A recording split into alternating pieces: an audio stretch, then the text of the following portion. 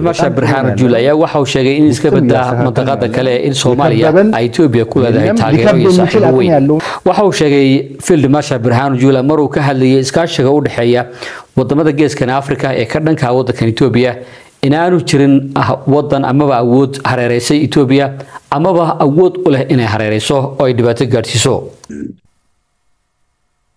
Wuxuu ችግር ሲፈጠር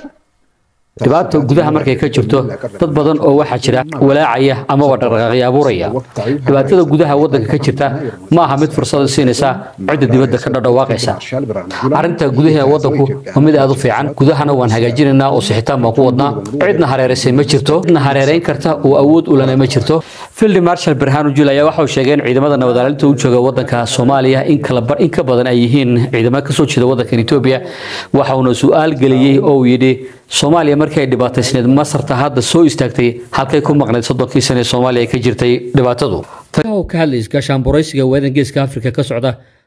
ayaa waxa uu sheegay ኤርትራ ከግብጽ ጋር ተገናኘችና እንደዚህ ያለች ምናምን የተባለ ይወራል እንደ መብት አላት ለመገናኘት ከሶማሊያ ጋር ተገናኝ መብት አላት ለመገናኘት እኛም እኮ እንገናኝ ነበር ከግብጾች ጋር ከሶማሊያዎች ጋር